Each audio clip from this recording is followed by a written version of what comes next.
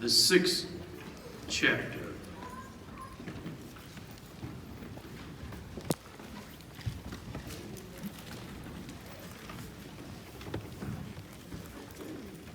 When you get in the privacy of your own praying ground, begin reading at the 6th verse through to the 15th verse. I'll begin reading at the 9th verse.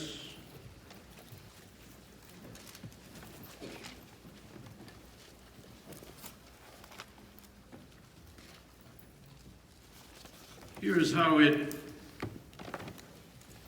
reads in the New King James Version. David was afraid of the Lord that day.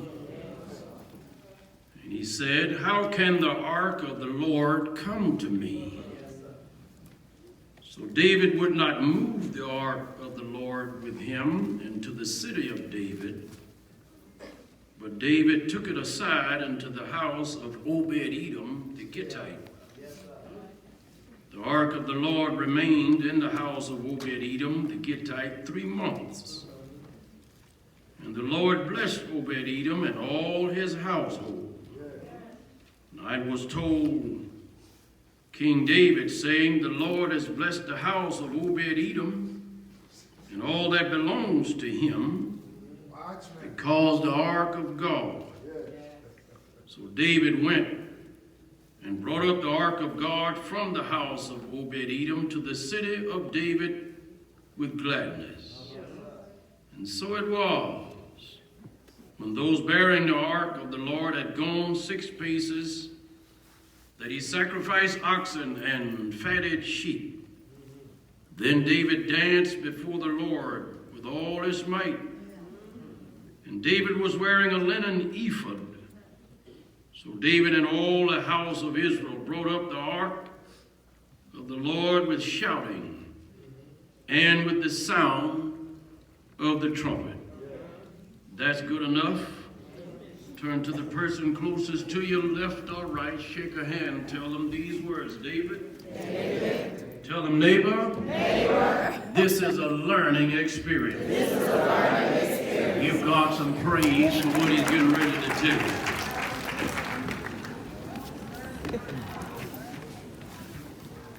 Watchman.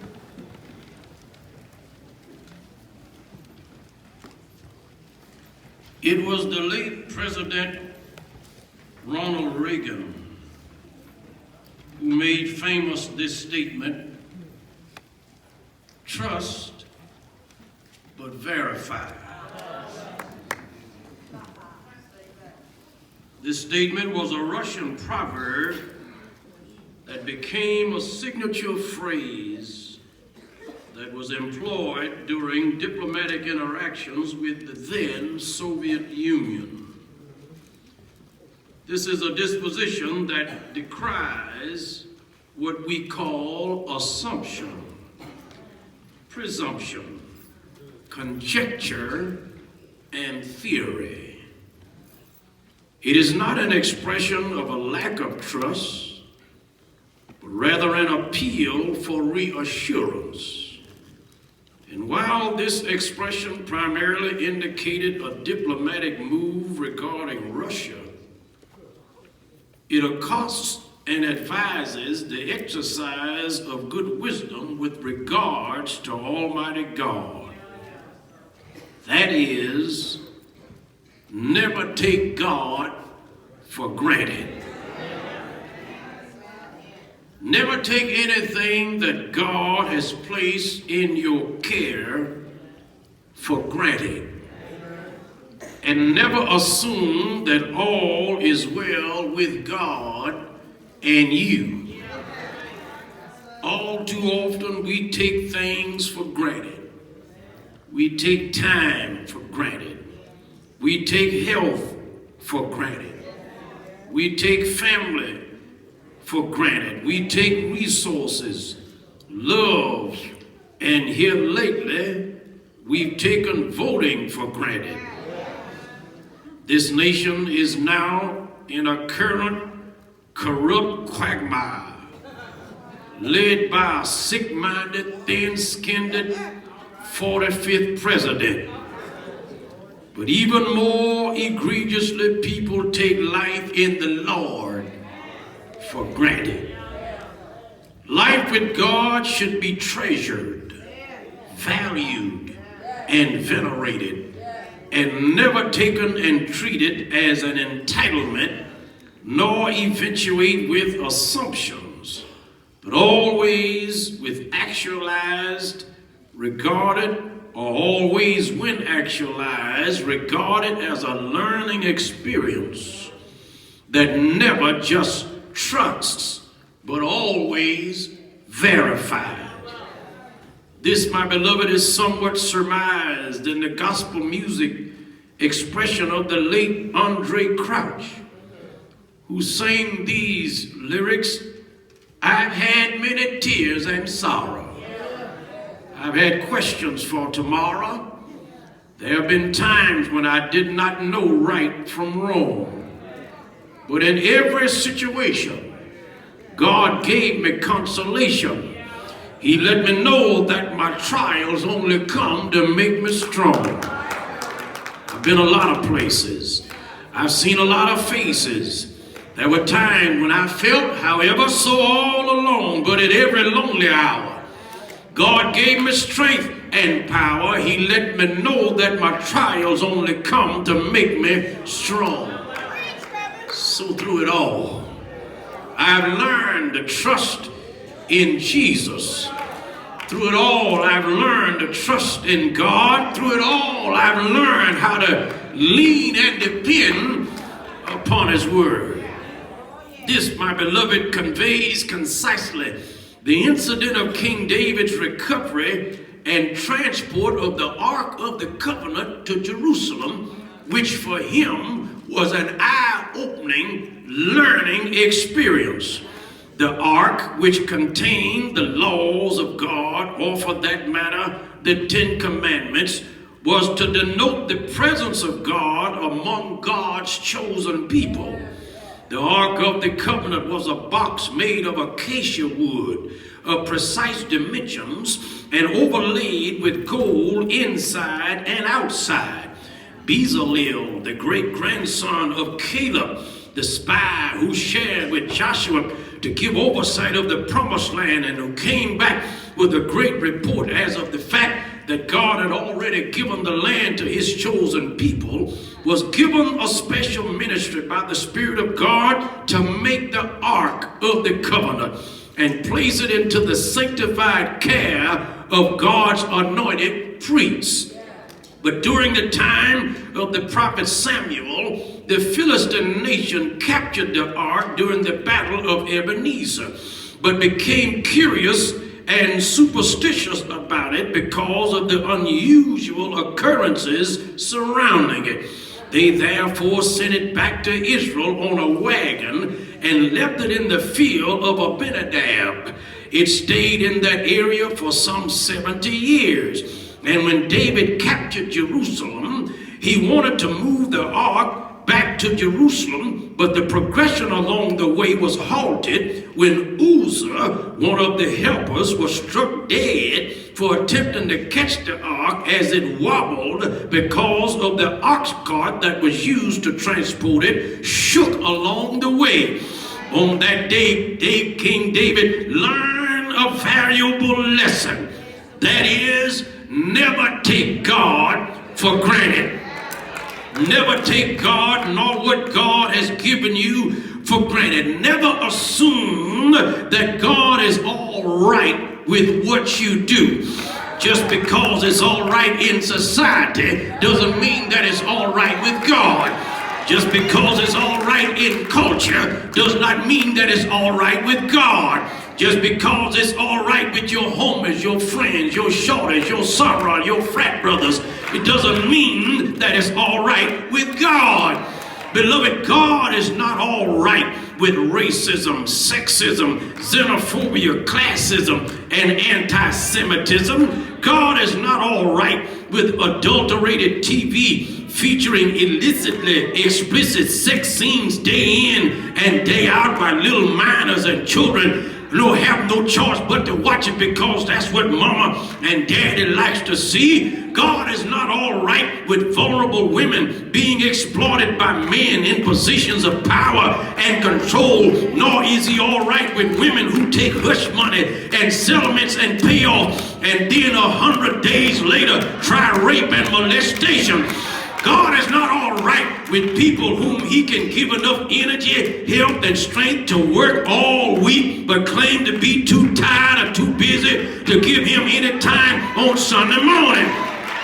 God is not all right with those who claim that they don't have time to go to church and that they can really stay at home and stream it online and watch it on Facebook and attend church from home while still watching their pajamas. My question today is, why don't you go to work in your pajamas? Why don't you go shopping in your pajamas? Why don't you go to school and to class in your pajamas? Why don't you try showing up at a courtroom in your pajamas? God is not all right with the lack of God-centered activity which continues to happen because the whole of community has yet to take advantage of the teaching moment. All of life is about the teaching moment. But the question is, when will we ever learn?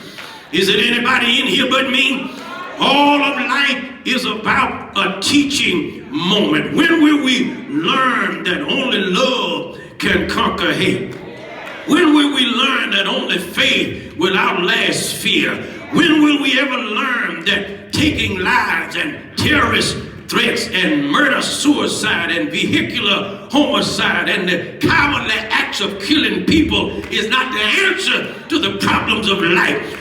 When will we ever learn that venting our frustration by burning down and looting businesses in our own community doesn't attract businesses or schools or residents to our community? When will we learn to stop taking life and health and strength and time and family and education and resources and food and shelter and the environment and global warming and poverty and hunger and domestic abuse and human trafficking and jobs and religion and regulation and preaching and worship? I'm trying to give you time to catch up. When will you take your freedom and your time and love and grace and mercy and God for granted? It's high time we learn a lesson.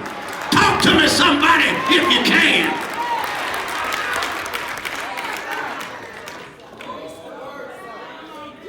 God is not to be addressed, Dr. Mitchum, with assumption. God is not to be addressed with assumption, but adoration. God is to be addressed with esteem and awe and honor and regard and respect and fear and trembling. And the most celebrated king in all of Israeli history, Brother David, had to learn this lesson while on his way back from the field of Abinadab, having recaptured the ark of the covenant. On his way to Jerusalem, something happened along the way. The ox cart got in a rut. The late doctor, or rather we are told in the words of some of the great preachers that the route that David chose accounted for the ox cart being situated in ruts in the road, which caused the ark of the covenant to wobble and tilt. And Uzzah, one of the servants, decided he would catch it and steady the ark of the covenant, and God killed him. You're not listening to me. If in fact, Dr. Bennett, we will cease and desist from taking God for granted, sometimes he has to teach us the lesson that God can handle himself. You didn't hear me, did you? You got to realize God is never in need for anthropological assistance. Madam President, God does not need the help of human hands. Abraham and Sarah had to find this out, and that there is unrest in the Middle East even as I speak. Jews and Muslims are still fighting and killing each other because Abraham and Sarah figured that God needed some help. Are y'all listening to me? Nebuchadnezzar had to learn this lesson. Belshazzar had to learn this lesson in a banquet hall when God, in the presence of a disembodied hand, had to write out his doom because he got too carried away by using the Lord's vessels in a party that he had given and sponsored for his friends. Pharaoh had to find out that God can handle himself. Having his heart hardened, he decided he would pursue the people of God while on their way to the promised land, push them against the lapping waves of the Red Sea, but find out that God could turn a sea into a sidewalk and then turn the same sea into a sarcophagus for those who pursued the saints of God. God can take care of himself. Are you listening to me? While you're worried about the racist bigots that's in control of government today, be at ease, beloved. God can handle himself. Oh, bless his holy name. And I know that we fear and tremble because certain people, certain places, certain things are in positions of power. They might be. So was David. He was the king, but he wasn't God. Bless his holy name. You might stand in awe of heroes and heroines and icons and thank God for outstanding people in society, but they ain't God. They are people of accomplishment, doctors, lawyers, powerful politicians, preachers, and judges, congressmen, and senators, but they ain't God. Oh, bless his name. And even there are those who have and often hear the most powerful preaching of influential preachers, and I'm trying to be. They got a microphone in the mouth. They dance all over the church. They hit you in the head, blow their breath in your face, wake you up, rub altar on your forehead, say God is doing a new thing, and it looks like they have some extraordinary power. They might be gifted, but they ain't God. Is it anybody in here but me? You might see money as having great power, and money has a whole lot of power. It can buy a lot of unheard of things, and if you're not careful, it can buy some people too, but money ain't God. Are y'all listening to me? You might have possession of expensive things. You like foxes, you like furs, you like cars, Jags and Benz and Bentleys. You got houses and private jets, and you got some yachts, and you got a whole lot of land, but the stuff you got may be the stuff you got, but the stuff you got, it ain't God. Maybe I just go on by my little old country self today. You might have the best husband on the planet. He's a provider. He's a protector. He's a great parent. He's a role model for men. He's a breadwinner and a loyal lover. But remember, sweetheart, he ain't God. You're blessed with the finest, most beautiful woman on the planet. She can bring home the bacon, care for the home, and come out every day looking like a delicious domestic diva. But she ain't God. This nation has a sick-minded, thin-skinned president. He can say what he wants to say, do what he wants to do, call people names, and people are afraid to do anything about it. And beloved, while he might be in a position of power, don't you ever forget he ain't God. Learn this lesson. God is still on the throne. He's got all power in his hand. Can I ask you a question? Matter of fact, 2 or 3 questions. Do you have any rivers that seem to be uncrossable? Do you have any mountains that you can't tunnel through? I got some good news for you. God specializes in things that are impossible. I'm going to quit in a minute. Got a long way to go this morning, but I declare he's got all power in his hand. I need to hear the church shout, he's got all power in his hand. You better learn that. Have you learned your lesson? That crowd didn't answer me to my right. Let me try my center section. Have you learned? It's a learning experience, you know. Can I tell you what else we learned? We learned that we've got to recognize that we make it by mercy and not by merit. I need to hear somebody shout, God does not owe you anything. I know you're big and bad, and you're a baller, and you're a shot caller, but let me tell you, you're not making it because of the stuff and the dead presidents you got in your pocket. You're making it because the Lord has been merciful. Psalm 94:18 said, my foot almost slipped, but the Lord held me up with his mercy. Are you listening to me? Ephesians 4:6 says, the Lord is rich in mercy. Thank God for his mercy. Thank God for his grace. And thank God for his mercy. It was Frank Williams at the Mississippi Mass Choir who put it in lyrical expression and said it this way: your grace and mercy brought me through. I'm living this moment all because of you. I want to praise you and thank you too, Sister Holloway, because your grace, this is going to bless your heart, homie. This is going to bless your heart. Your grace and mercy brought me through. You want to see where grace and mercy exposed itself? When the ox cart got in the rut, Dr. Travis, and the Ark of the Covenant wobbled, Uzzah reached out to catch it to keep it from falling, and God killed it. That messes with my mind, because God killed Uzzah for doing what he thought was right and let David live when he was doing everything wrong. Y'all don't know when to shout, do you? There are some people who have crossed every T, dotted every I, lived by the book, tried to do everything that's right, and now they're in the ground. You've been doing everything wrong, and you know you have, and don't make me call your name. But the Lord let you live, and they're in the ground. I need to hear somebody shout, you call that mercy.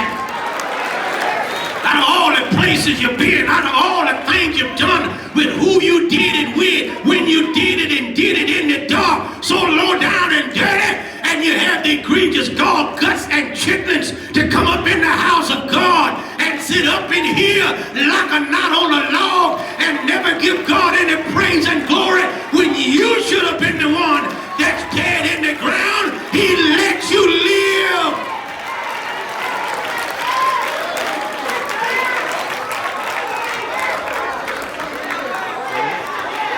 You were rocked to sleep last night by mercy. You were awakened this morning not by your alarm clock, but by mercy. When you went to the closet and pulled something off of the hanger, it wasn't clothes you pulled down, that was mercy. You made your way to the house of God today, not in your car, you rode in mercy. And when you're inhaling, you're not inhaling air, you're not breathing oxygen, you're inhaling and exhaling mercy.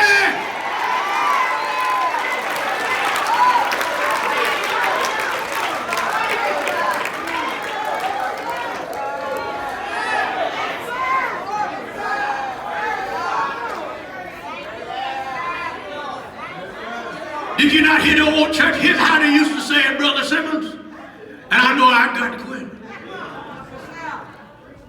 He didn't have to wake me this morning.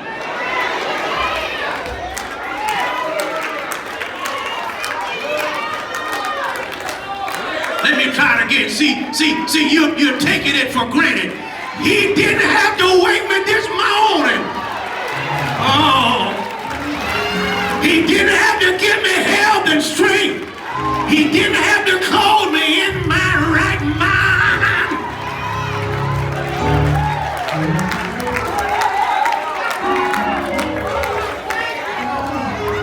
It's a learning. It's a learning experience. David had to learn that he wasn't making it because he was such a hero. Winning a battle, recapturing the ark, and on his way back to Jerusalem, he experiences death. And the text says he was afraid of the Lord that day. You miss me? So any other day, he just took those days for granted. You better not take God for granted. Beloved, don't take life for granted. God does not owe you. Can I shout myself for about 5 seconds? If God never does anything else for me, he's already done enough. If God never opens another door, If God never raises me up again, I can shout off of what is already done. Oh, I learned, yes, that praise is always proper. Now, at the end of the text, David gets the news how that the Lord had blessed Obed-Edom, a priest who belonged to the order of the leaders of the people of God, who were the only ones authorized to handle the ark in the first place. And when he left the ark at the house of Obed-Edom, the Lord, yes, blessed Obed-Edom's home. When David got the news, he went back and recovered the ark. But this time, on his way to Jerusalem, he paused ever so many paces and began praising God. Don't you miss this. At the beginning of the text, verse 9, you don't find David shouting too much, because too many began to brag on him about how he recovered the ark of the covenant. But when the Lord sent death and took Uzzah, and David, being afraid of God, left the ark at Obed-Edom's house. After he went and got it back, David decided or learned that he had to evoke praise unto God. You still don't feel me. When he got the ark, he wasn't shouting. But when the Lord spared his life, he said, I've got to give God some praise. I believe somebody in the house today is learning the lesson. Don't you take Sunday morning for granted. It does not matter how, yes, you spent your weekdays. The Lord requires worship of you. Psalms 100 says, make a joyful noise unto the Lord, all ye lands. Serve the Lord with gladness. Come before his presence with singing. Know ye that the Lord, he is God. It is he who hath made us, and not we ourselves. We are his people and the sheep of his pasture. Enter into his gates with thanksgiving. Enter into his gates with thanksgiving. Enter into his gates with thanksgiving. Be thankful unto him and bless his name. The Lord is good. His mercy is everlasting. And his truth endureth to all generations. Now, I stood here for some 35 minutes, and still some of you haven't learned yet that the Lord deserves your praise. Now, some people have a problem with the way you express yourself emotively in the house of God. They say it doesn't take all of that. Well, my question is, how do you know what it takes for men? You didn't know how much chemo or radiation it had to take. You don't know how much medicine it had to take. You don't know how many restless nights it had to take. You don't know how many days of going hungry it had to take. So don't you try to tell me it really doesn't take all of that. It takes every word I can say as I tell God, thank you for the learning experience. I'm out of here today. Let everything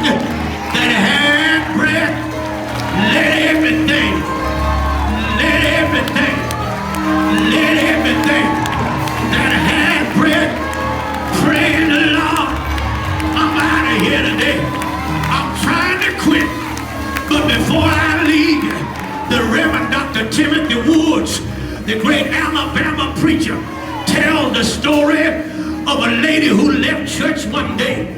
Yeah, and as she was on her way home walking, she would take so many steps and she would stop and start shouting. Her pastor, having left the church after everybody else, he saw on the streets, and every few steps she'd stop and start shouting. And he decided he would follow her to see what she was really up to. Every so many steps, she'd stop and start shouting. And every so many steps, she'd stop and start shouting. When David was on his way back to Jerusalem with the ark, the text said every 6 paces, he would stop and make a sacrifice and start praising God. The pastor finally stopped him. He rolled the window down. He asked her, "What do you call yourself doing?" She said, "Pastor, I'm just praising the Lord." He said, "Out here on the sidewalk." She said, "I tell you what it is. Every few steps I take, I see how old he let me live. I have to stop and shout and praise him. Every step I take, I have to stop and see how he blessed me to make it to another day. I have to stop and give him praise. I take step by step. He blessed all of my children. I take step by step. The death didn't come and take me. Somebody in this house ought to be like the old lady. Get on out of your seat and step your step and see how he blessed you. And step your step, he's kept you alive. And step your step, he put bread on your table. And step your step, and he put clothes on your back.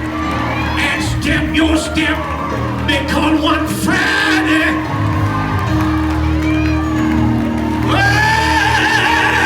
one Friday, he died for your sin, took out a loan, bought another man's tomb, paid it back 3 days later, got up from the grave with all power in his hand. I wish I had about 3 witnesses who wouldn't mind getting out of your seat and getting on out in the aisle.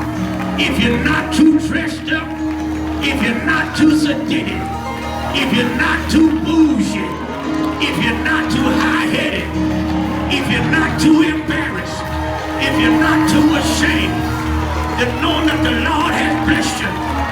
Come on, let's get to stepping. I wish I had somebody who's ready to step with me.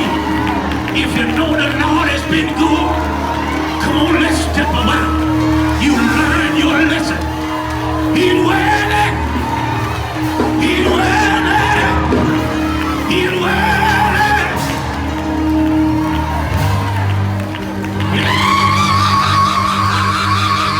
He's worthy.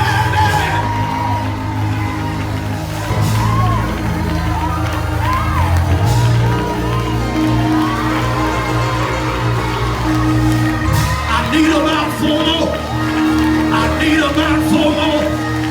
The Lord has been too good for you not to have learned your lesson. If it had not been for the Lord on my side, where would I be?